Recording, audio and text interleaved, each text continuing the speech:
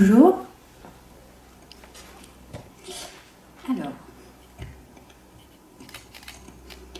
le 4 mai 1920, à midi, ont comparu publiquement en la maison commune Jean-Louis Bourriste, ébéniste né à Quimper, et Hélène Marie-Louise Huitric, sans profession, née à Ergué-Gabéric. C'est à partir d'une photo prise le jour de cet événement qu'a pu débuter le travail de reconstitution du costume de mariée de cette époque. Nous avons fait le choix de vous présenter une série de costumes portés par les femmes glaziques le jour de leur mariage au début des années 1920, comme le teste la photo principale utilisée. Cependant, les sources qui nous ont également inspirés proviennent de mariages célébrés après la Première Guerre mondiale, donc entre 1919 et 1923. Ces photos utilisées proviennent de mariages célébrés à Quimper ou à Ergué-Gabéric, qui est une commune adjacente de cette dernière. Le pays glazique, dont nous faisons partie, s'étend de Saint-Nic au sud, à Quimper au nord, mais également de Gourlison à l'ouest et de Trégourez à l'est. Les costumes peuvent donc être différents d'une partie du pays à l'autre. Notre choix était de s'inspirer de photos prises lors de mariages célébrés au plus proche d'où est situé le cercle, autrement dit le quartier d'Ergué-Hermel à Quimper. Comme pour l'ancien costume dit perlé que nous portions auparavant, ce costume est un costume de mariage, comme l'atteste la livrée présente sur plusieurs photos et portée pour ce jour spécial. Pour des raisons pratiques, elle n'est pas portée lors de nos représentations. Cependant, d'autres éléments faisant partie du costume permettent de reconnaître une tenue de mariage, comme le choix des matériaux nobles, tels que le velours, le satin, ainsi que le satin broché pour les tabliers, la cantille, les perles et tous les détails permettant d'ornementer ce costume. En effet, ces éléments sont trop fragiles et onéreux pour être utilisés dans la vie quotidienne.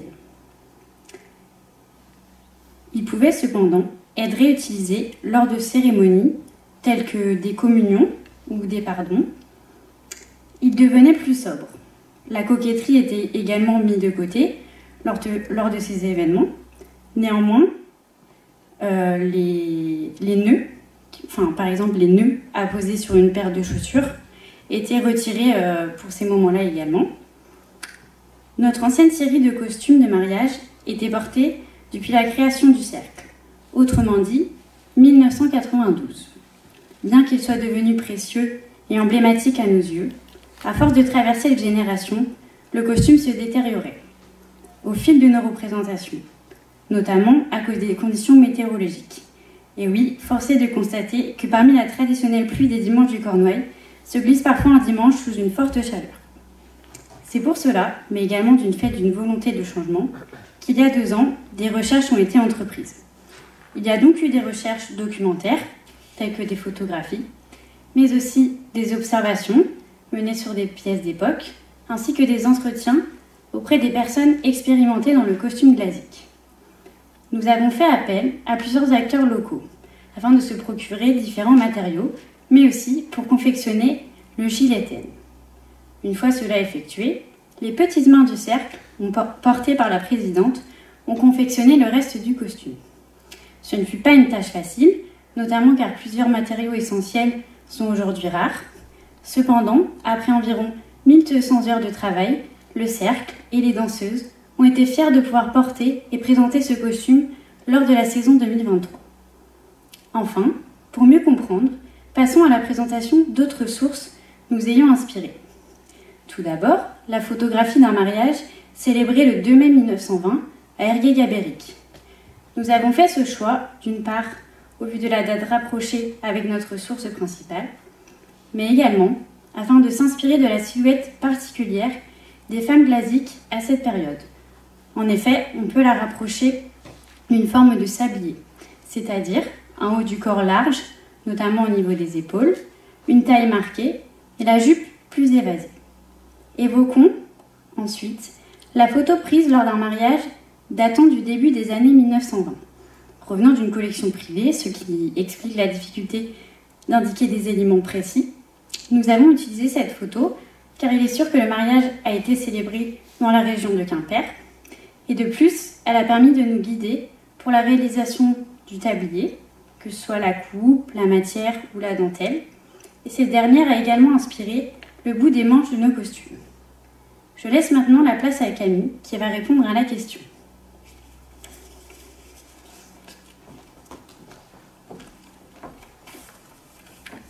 Bonjour, nous avons choisi la question sur l'évolution de la coiffe sur notre territoire sur une période de 50 ans. Nous avons choisi la période des années 1870 aux années 1920. Sur notre territoire, le pays glazique, à la fin du 19e siècle, deux coiffes coexistent, la coiffe Borléden et la coiffe Pichou. La coiffe Pichou est typique des espaces ruraux de Quimper. On note sa présence en 1850, elle disparaîtra de Quimper vers la fin du 19e siècle. On retrouvera des traces de sa présence, notamment à Plomelin jusqu'en 1943. Plusieurs versions de la coiffe existent. La première se porte sur un bonnet, les ailes très courtes qui partent vers l'arrière. Les pointes sont fortement amidonnées et sont légèrement remontées. La seconde a deux ailes plus longues qui descendent jusqu'aux épaules et qui sont laissées en pendant à l'église.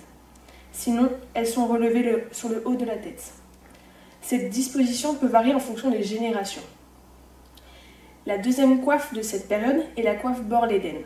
Elle est appelée ainsi du fait de son bord, au départ large, puis diminué au fur et à mesure du rétrécissement de la coiffe. La Borléden, à cette période, ne laisse que peu dépasser les cheveux. Elle est posée sur un chignon positionné au sommet des oreilles. Les cheveux sont plaqués et apparaissent à l'avant et à l'arrière de la tête. La coiffe est composée de trois parties. Un carton recouvert de faille, une sous-coiffe, coiffe bian, qui le recouvre, et une coiffe brase, la grande coiffe, en coton brodé. Le fond est composé d'un large rectangle en coton plissé, typique des coiffes Borléden. Au milieu du XIXe siècle, la sous-coiffe est en mousseline brodée et recouverte en totalité de papier argenté, de rubans de couleur, de galons de faille aux multiples reflets. Elle comporte deux lacets en coton qui se nouent sous le menton et aident au maintien de la coiffe. Le lacet de cérémonie, porté lors des mariages et pour les premières communions, vient se placer sous le rectangle en coton plissé de la grande coiffe. Il peut être en ruban de soie, de velours ou de satin. Il est plissé et bordé d'escampes au motif de fleurs, de paillettes ou de perles de verre. Entre la fin du XIXe siècle et les années 1920, le filet fait son apparition. L'ensemble de la coiffe est brodé de motifs floraux. Durant cette période, la Borléden rétrécit drastiquement, devenant une coiffe miniature de 3 à 5 cm. La construction de certaines coiffes ont pu être effectuées à la main avec une épingle à cheveux, un véritable travail de patience. À cette époque, les mentonnières gagnent en importance, passant à 4 cm et demi en 1920, et furent ornées de broderies. La coiffe devient une pièce de choix en matière de parure, avec des lacets portés en boucle latérale, leurs extrémités coincées sous les mentonnières. Lors des mariages, la coiffe très basse permettait aux fiancés de placer sur leur front un diadème de fleurs d'oranger. Entre 1900 et 1930, le style de coiffure devient plus libre. Les cheveux sont souvent crantés, pouvant déborder de la coiffe, contrairement aux époques antérieures. La coiffe était dressée sur un chignon haut, maintenu par un peigne courbe et se compose de 3 pièces. À la Borléden, un simple carton recouvert de tissu, bleu ou rose pour les jeunes filles, blanc pour le mariage et noir pour les femmes en deuil. À Coiffe Bian, la petite coiffe, un double trapèze en filet brodé recouvrant la Borléden, avec des brides brodées se nouant sous le menton. À Coiffe Brase, la grande coiffe, un rectangle de filet brodé placé sur l'avant de l'ensemble formé par la Borléden et de la petite coiffe, donnant à celle-ci son aspect bombé. Au sommet de ce rectangle se trouvait un petit rectangle en piqué de coton rayé. Le lacet de cérémonie, lacet nous perlaise, est porté pour les mariages et pour la première communion jusqu'en 1935. Il est fait de satin et orné de perles de verre. Il est fixé aux deux angles supérieurs de l'arrière de la coiffe. La partie centrale, qui est placée juste en dessous de l'encolure du gileten, est rigidifiée à l'époque par du carton. On note l'évolution marquante de cette coiffe et notamment son rétrécissement.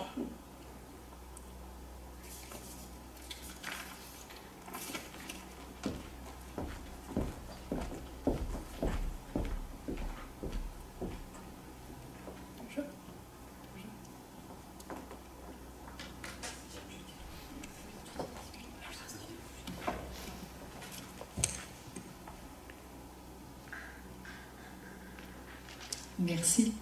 Je voulais parler un petit peu de vos reconstitutions là, et de la bande que vous avez choisie pour mettre sur vos costumes, qui est récent. J'avais l'impression au départ que c'était le même motif. Après, je me suis dit, ben non, c'est pas le même motif. Est-ce que vous pouvez m'en dire plus? Oui, c'est le même motif. On a fait donc 3 plis sur la bande du tablier. Ah non, pardon, je suis au banc du... Oui. Voilà, des bandes de perles cantiques à vous oui, elles sont toutes différentes. On a des motifs différents, on a des petites fleurs. On a aussi des feuilles. En fait, c'est en fonction, c'est personnalisé pour chaque femme. En fait. C'est pour ça que vous retrouvez donc beaucoup de fleurs et des tiges en fait qui relient les fleurs et les feuilles ensemble. Personnalisé pour chacune. Non, c'est très joli, c'est très aérien. Parce qu'il peut y avoir des motifs voilà, très serrés, de couleurs et autres. Donc là, vous avez fait le choix d'harmoniser entre vous, avec chacun son personnel. Merci. Moi j'ai une question, c'est quelque chose, vous ne l'avez pas abordé dans votre dossier, mais vous allez peut-être me répondre que c'est normal. En revanche, sur une des photos que vous avez fournies dans votre dossier, on le voit nettement. C'est le piqué de velours. Est-ce que vous pouvez m'en parler? Alors déjà, qu'est-ce que le piqué de velours? Et peut-être jusqu'à quand il a été utilisé en termes arglasiques? En fait, c'est plissé pour montrer la présence du velours et un peu plus d'ampleur aussi dans la jupe notamment.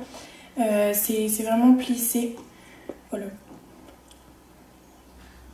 On a aussi sur le corselet, le gilet, on a du plissé qui peut être présent au niveau notamment des bras par exemple. Donc là, je vois que ce n'est pas le cas de votre reproduction. Et du coup, est-ce qu'il y a une notion de jusqu'à quand en fait on peut estimer l'utilisation de ce piqué, en tout cas le choix du piqué pour les costumes? Oui, sur le gilet, le plastique. On peut voir jusqu'à 1960 par exemple sur le costume noir de cérémonie qu'on n'a pas aujourd'hui, voilà, sur un costume plus ancien, enfin plus récent aujourd'hui. D'accord, merci.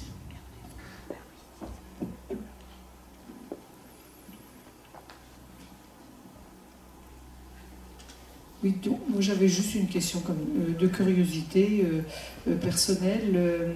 Vous avez dit que vous aviez fait vos recherches au niveau